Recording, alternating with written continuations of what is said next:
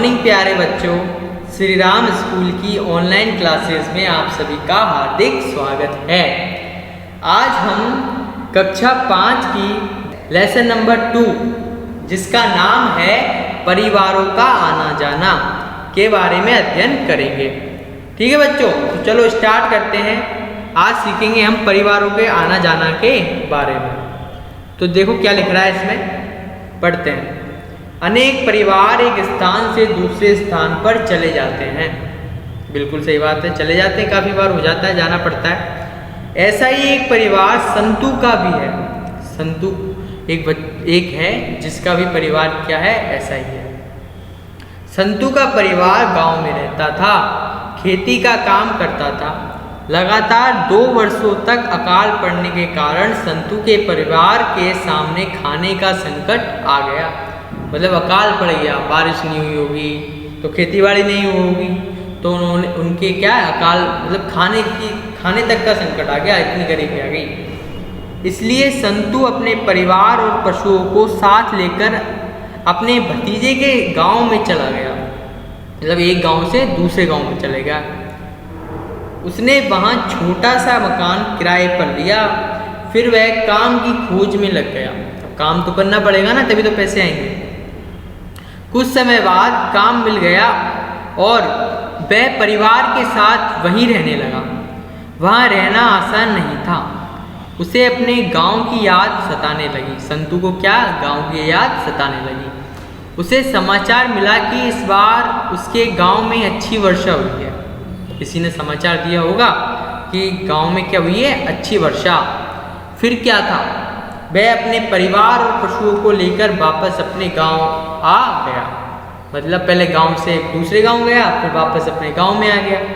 मतलब परिवार एक जगह से दूसरी जगह पर घूमता रहा। आगे चलिए, सोचिए और लिखिए। चलो अपन सोचते हैं क्या लिख रहा है। संतु को दूसरे गांव में किन किन समस्याओं का सामना करना पड़ा होगा। अभी सोचिए, जब वो अपने गांव से दूसरे गांव गया होगा तो उसे क्या क्या समस्या होगा सामना करना पड़ा। तो मैं बताता हूँ आपको। सबसे पहले तो दूसरी जगह पे जाते हैं तो कोई जानकार होता नहीं है, तो आसानी से कोई काम धंधा भी नहीं मिल पाता है। घर ढूंढना पड़ता है, घर भी आसानी से नहीं मिलता है। और घर मिल जाए तो पूरी वो सुख सुविधाएं नहीं मिल पाती है जो अपन को चाहिए होती है। ठीक है, ये सब कठिनाई हमारे सामने आती है। आगे देखिए, आपके आसपास से कोई परिवार दूसरी जगह गया हो या दूसरी जगह से आया हो तो उसके बारे में निम्नांकित जानकारियाँ एकत्रित कीजिए। देखते हैं कौन कौन सी जानकारी है। पहला पॉइंट, परिवार कहाँ से आया, कहाँ गया, या फिर कहाँ से आया या फिर कहाँ गया। पहले तो ये जानिए कि कहाँ से आया, और यदि जा रहा हो तो कहाँ जा रहा है, समझ गए। अगला पॉइंट, किस कारण से आया या गया, अर्थात क्यों आया है, क्या कारण रहे कि उनको अपना घर छोड़कर आना पड़ा, अपना शहर छोड़कर आना पड़ा, या फिर अपना गांव छोड़कर आना पड़ा, या फिर क्या कारण रहे कि अपने गांव को छोड़कर दूसरे गांव गए। ठीक है, आगे तीसरा पॉइंट, उस परिवार में कितने सदस्य हैं, सदस्यों की संख्या का पता लगाओ। आप लगा सकते हो ना, ये तो बिल्कुल सिंपल है। अगला पॉइंट, उनकी किस किस ने मदद की, ये बात की भी जानकारी होनी चाहिए। ठीक है, आगे पढ़ो। धीरज का एक पुत्र व एक पुत्री थी। वह गांव में दैनिक मजदूरी करता था। ठीक है, उसका पुत्र 12वीं व पुत्री 10वीं कक्षा में पढ़ती थी।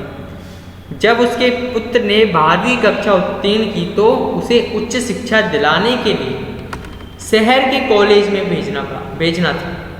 ठीक है, 12वीं कंप्लीट हो गई, अब आगे और पढ़ाना था तो शहर तो भेजना पड़ेगा ना, गांव में सुविधा नहीं हो पाती कभी कभी। उसने सोचा कि बेटा अलग रहकर पढ़ेगा तो परिवार का खर्चा भी बढ़ जाएगा। बिल्कुल सही बात है। 2 साल बाद उसकी पुत्री को भी उच्च शिक्षा हेतु शहर भेजना होगा। सही है बिल्कुल, क्योंकि दूसरे शहर में जाते तो खर्चे बढ़ते ही हैं। और पहले पुत्री 10वीं में थी, अब 2 साल बाद 12वीं में हो जाएगी तो उसे भी उच्च शिक्षा की आवश्यकता होगी, उसे भी शहर भेजना पड़ेगा। अतः उसने निर्णय लिया कि वह यहाँ भी दैनिक मजदूरी ही करता है, वह यहाँ भी दैनिक मजदूरी भी करता है, वहाँ भी जाकर मजदूरी करेगा, पढ़ेगा नहीं, क्या करेगा, मजदूरी। ये उसके पिताजी ने निर्णय लिया और पूरे परिवार को वहाँ लेकर जाएगा। अच्छा, आगे चलते हैं। जब वह शहर आया तो उसे मकान किराए पर लेने में कठिनाई आई। मकान होती है कठिनाई, आसानी से नहीं मिलता है। मकान किराया अधिक होने के कारण उसे शहर से दूर एक कमरा किराए पर लेना पड़ा, क्योंकि बीच सिटी में तो किराया ज़्यादा होता ही है। तो उसने क्या किया, उसने किया कि शहर से थोड़ा दूर क्या लिया, मकान लिया। आगे चलते हैं। मकान किराए पर लेने में कठिनाई आई, ठीक है। मकान किराया अधिक होने के कारण उसे शहर से दूर एक कमरा किराए पर लेना पड़ा, यहाँ तक अपने पढ़ लिया, जिसमें उसके परिवार को रहना, सोना और खाना बनाना पड़ता था। अब एक कमरे में ये सब काम कैसे हो पाते हैं, नहीं हो पाते हैं ना। आगे चलते हैं। उसका पास पड़ोस भी नया था, उसे दैनिक मजदूरी के लिए भी अधिक प्रयास करने पड़ते थे। शहर में अधिक खर्च के कारण वह दिन में मजदूरी और रात में चौकीदारी का कार्य भी करता था। दो काम करता था, देखो, क्योंकि खर्चे ज़्यादा होंगे तो काम भी ज़्यादा करना पड़ेगा ना। बच्चों की पढ़ाई पूरी होने पर उन्होंने गांव वापस जाने की ठान ली कि अब बच्चों की पढ़ाई तो हो चुकी है, अब उनके करते हैं, गांव वापस चलते हैं।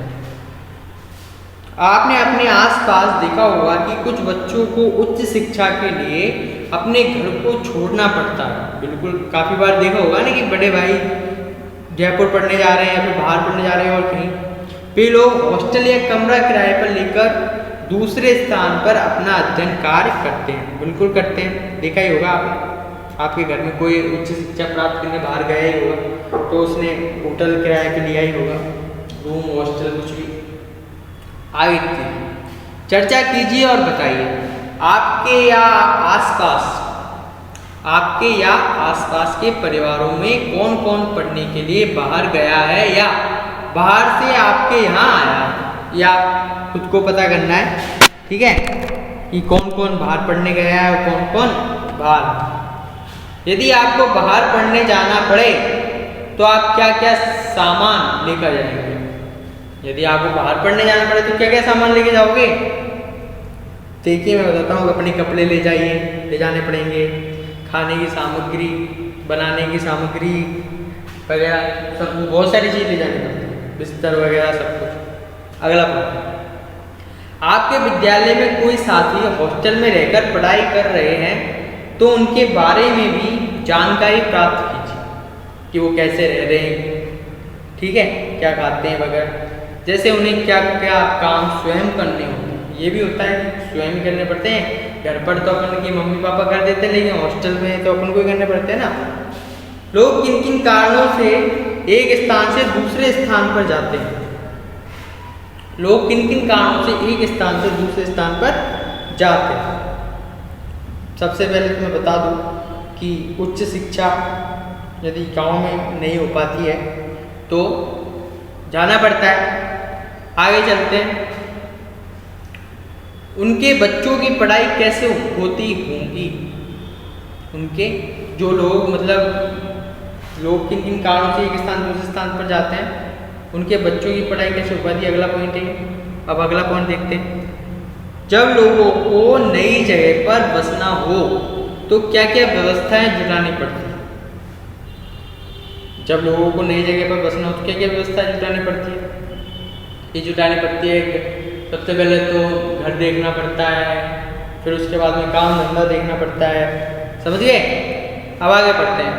गोविंद राम का परिवार जानियाना गांव में रहता है। जानियाना क्या है, गांव का नाम। गांव में उसकी छोटी किराना की दुकान, किराना मतलब जिससे चीज मिलती है, दुकान के व्यापार से इतनी ही कमाई होती थी कि वे परिवार का खर्च चला सके।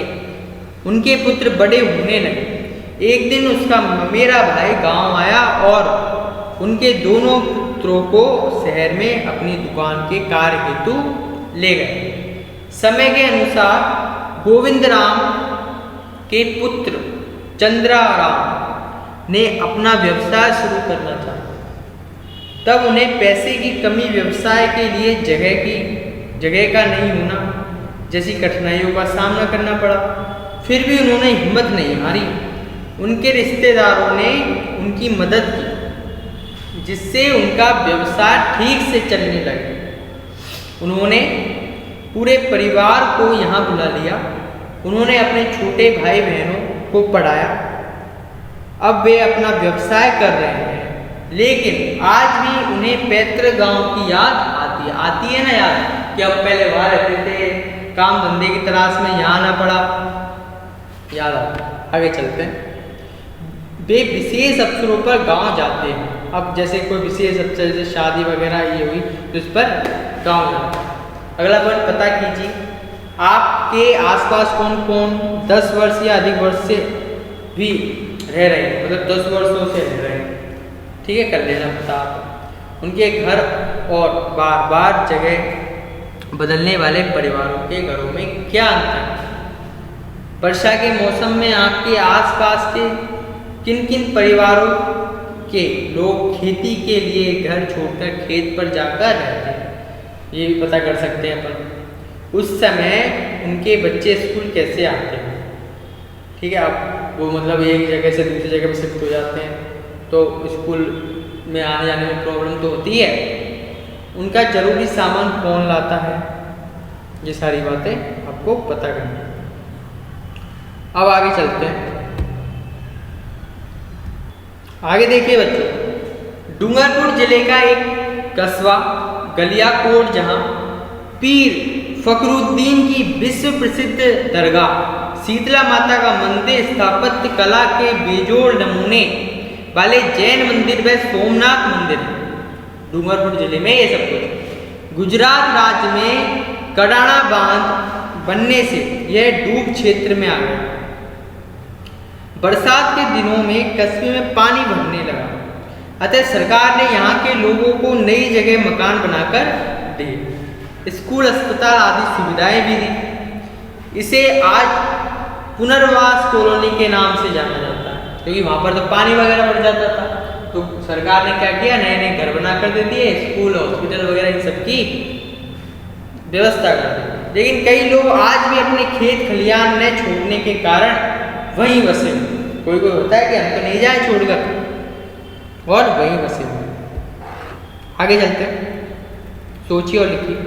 बांध बनने के कारण लोगों को घर क्यों छोड़ना पड़ा होगा? क्योंकि बांध बन गया तो वहाँ पर पानी की अधिकता हो गई। अब पानी अधिक हो गया तो पानी भर जाएगा, तो पानी भर जाएगा तो घरों में आ जाएगा, तो फिर कैसे चलेगा? बांध क्यों बनाए जाते हैं? पानी को एक स्थान से दूसरे स्थान पर इकट्ठा करने के लिए या फिर भेजने के लिए टाइम टू टाइम बांध बनाया जाता है।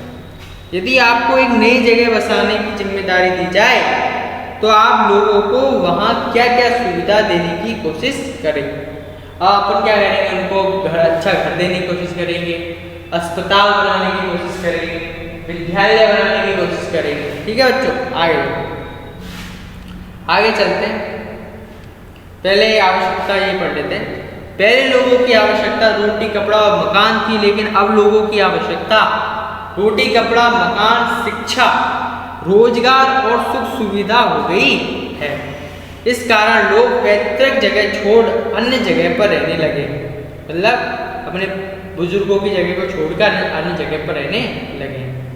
पता कीजिए, ये पढ़ते, क्या अपने गांव या शहर में कुछ लोग ऐसे भी हैं जो तंबू या त्रिपाल का घर या गाड़ियों को ही अपना घर बनाकर रहते होते हैं। कई जैसे अपने देखा है कि जो लोहार जाति के लोग होते हैं वो तंबू बनाकर रहते हैं, गाड़ियों पर भी रहते हैं। ठीक है, ऐसे कितने लोग हैं ये भी आपको पता करना है, कितने सारे लोग हैं।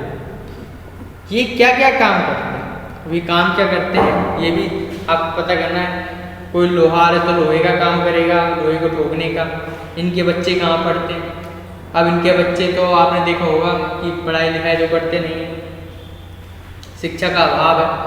इन लोगों की विस्थापन में क्या क्या कारण है? इन लोगों के विस्थापन मतलब ये एक दूसरे से दूसरे स्थान पर पलायन क्यों करते हैं? इनके कारण क्या है? क्योंकि इनकी ज़रूरतें पूरी नहीं हो पाती, इनको लगता है कि यहाँ पर हमें रोजगार नहीं मिल पा रहा है, मतलब हमारा परिवार सही ढंग से नहीं रह पा रहा, तो एक जगह से दूसरे स्थान पर चले जाते हैं। अब हमने सीखा, हमने क्या सीखा? देखिए, अलग अलग कामों से कुछ परिवार एक स्थान से दूसरे स्थान पर आते जाते रहते हैं। बिल्कुल सही बात ये पढ़ी हमने। नई जगह पर बसने के लिए हमें नई व्यवस्थाएं जुटानी होती है। बिल्कुल सही बात है, जुटानी पड़ती है ना। आगे चलते, जाना समझा, अब बताइए लोगों के घरों को छोड़ने के क्या क्या कारण पाठ में बताए गए। अब अकाल पड़ जाता है, रोजगार का अभाव हो जाता है और उच्च शिक्षा का अभाव हो जाता है, तो लोगों को घर छोड़ना पड़ता है। अगला क्वेश्चन, पाठ में बताए गए कारणों के अलावा और किन किन कारणों से लोग अन्य स्थानों पर बसने के लिए चले जाते हैं? ये आपको ढूंढ के बताना है कि जो अपने पाठ में पढ़ा, इसके अलावा और क्या क्या कारण हो सकते हैं।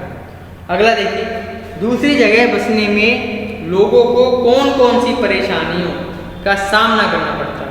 अब मैंने पहले बताया था आपको कि दूसरी जगह यदि कोई रहने जाता है तो उसको घर ढूंढना पड़ता है, नौकरी ढूंढनी पड़ती है, घर मिले या नहीं मिले अच्छा। उसके बाद में व्यवसाय के लिए मेहनत करनी पड़ती है, मिलता है या नहीं मिलता है टाइम पे, ये सारी परेशानियाँ आती हैं। अब देखिए लास्ट में मॉरल क्या है कहानी का, कि मनुष्य की आवश्यकताएं बढ़ गई हैं अपार, मनुष्य की आवश्यकताएं बढ़ गई हैं अपार, पूर्ति हेतु मनुष्य पलायन करता बार। ठीक है बच्चों, ये अपना पाठ समाप्त होता है। यदि आपको इस पाठ में कोई भी समस्या हो, ये कुछ समझ में नहीं आया हो, तो कमेंट बॉक्स में कमेंट कीजिए, और ये पाठ आपको पसंद आया हो तो लाइक कीजिए, हमारे चैनल को सब्सक्राइब कीजिए और शेयर कीजिए। बहुत बहुत धन्यवाद।